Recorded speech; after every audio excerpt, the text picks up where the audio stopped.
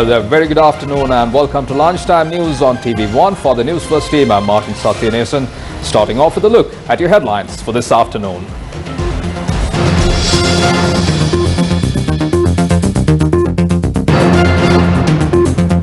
Several railway development projects, including Colombo-Malabar light railway service, halted. 1,000 motorists to sit for instruction classes on Saturday after violating the lane law. Debate in Parliament asking that the COPE session be opened for the media. Tensions between the United States and China rises at annual UN General Assembly in New York.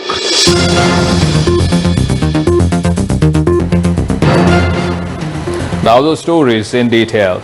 The Ministry of Transport has decided to temporarily suspend multiple railway development projects, including Colombo-Malabar light railway track system project. Transport Secretary Monty Ranatunga said the Finance Ministry officials advised to suspend the project following foreign exchange concerns. Further, a committee was appointed to review all relevant projects as well. Accordingly, the Ragama-Colombo, Panadura-Colombo and several other railway development projects will be revisited by the committee. Secretary to the Transport Ministry said, based on the recommendations of the committee, necessary steps will be taken with regard to the project. He added, the projects will be prioritized and carried out using local funds. The police says it has identified nearly 1,000 motorists who have violated the newly implemented traffic lane law. According to the director of the Police Traffic Division, SSP Indika Hapugoda, the motorists will be summoned to the Police Field Force headquarters on Saturday and will be strictly advised. He also added that the decision taken to restrict the bus priority lane for buses, office transport and school vans proved to be a success. The SSP added officers have been stationed on either side of the roads in order to inspect as to whether the motorists are adhering to traffic lane law. This was the manner in which the traffic lane law was implemented along the Galle-Colombo main road. Our correspondent said heavy traffic congestion was reported in the area.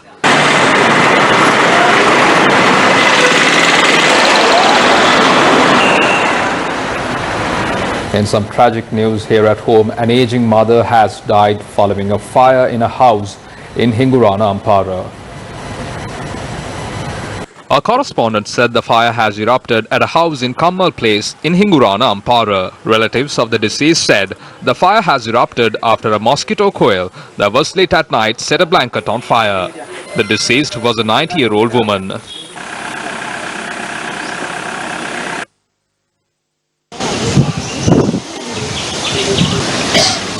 Meanwhile, police have commenced investigations into a suspicious death of a 17-year-old girl in the Valiharanava area in Bandaravatta, Balangoda.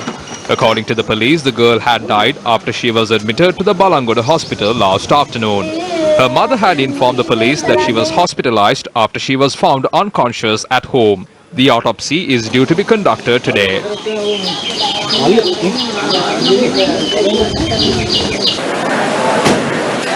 A dead body of a schoolboy has washed ashore to the Balapitiya beach. Police said the victim was a resident of Brahmanavatta in Balapitiya. The victim, who was preparing for advanced level examinations, was missing for 3 days. The remains of the individual currently lie at the Balapitiya base hospital, while police are conducting further investigations into the incident.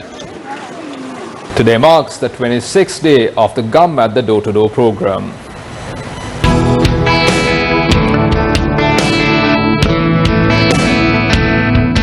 Six Gum at the Teens are touring the villages in the Ampara, Kegol and Badula districts. The Gum at the Door-to initiative is currently underway together with the University of Peradeniya. A strong bridge has been built at this location. However, there is no place to travel once you cross the bridge.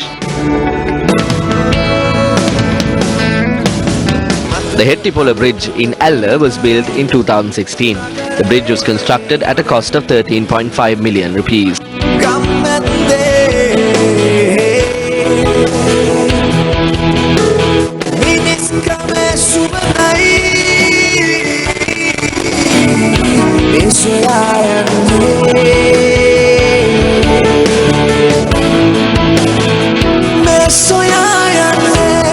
Nainakadu village is attached to the Samanture Divisional Secretariat in Ampara. Many people in this village are engaging in the brick industry. Obtaining raw materials has become an issue, while not being able to sell their finished product at a reasonable price has also become a problem. Agriculture is the main livelihood of the people in the Valatapiti area in Samanture. This village is facing a threat of wild elephants. 7 people have died due to wild elephant attacks during the past.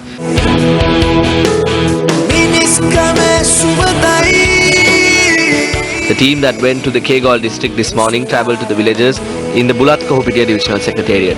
Houses are the main problem for the people of Gangaveraliya village. Roads are also in a dilapidated state. A dog has been killed in the Marvanal area with a sharp weapon. The incident was reported from Kappagoda in Mavanala. The villagers say that an area resident had committed this act. He brought a sickle. He moved the dog away and then he went back. He came back with his dogs. Then this dog jumped to bite his dogs. He then started attacking this dog. We asked him not to do so, but he did not listen.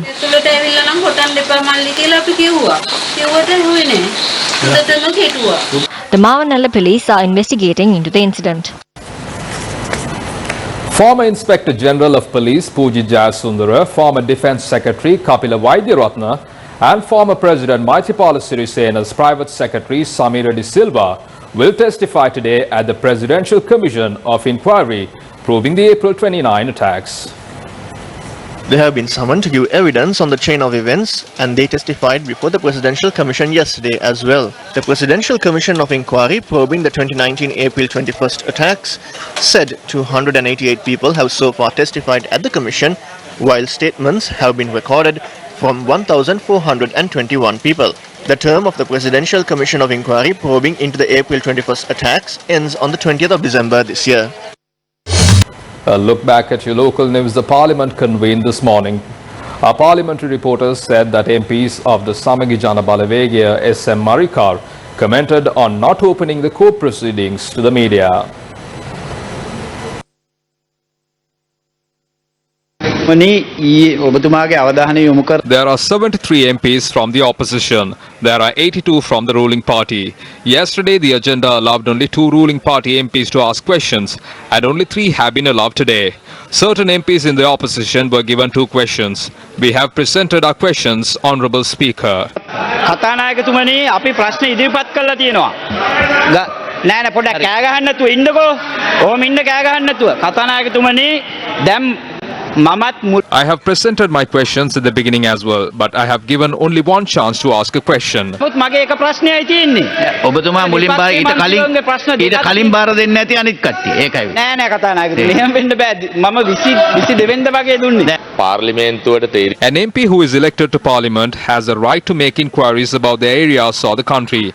So every MP has a right to ask questions. It does not matter if you are from the ruling party or the opposition. Nobody can take that right away.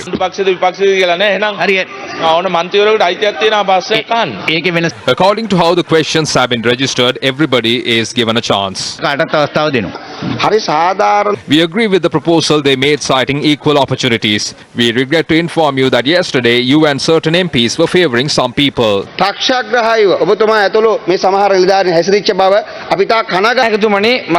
Honourable Speaker, the COPE convened yesterday, and according to the requirement of the government, Professor Charita Herath was appointed as a shaman. Comparatively, he is good and we have no issues with that appointment. It does not matter which government did it. The world is now an advanced place where information is always available. There is a live broadcast of the parliamentary proceedings. This is not an edited transmission, it is live. The usual procedure at COPE was that it was open to media. But it looks like it is not going to be live transmission. Don't let that happen. People have the right to know what happens.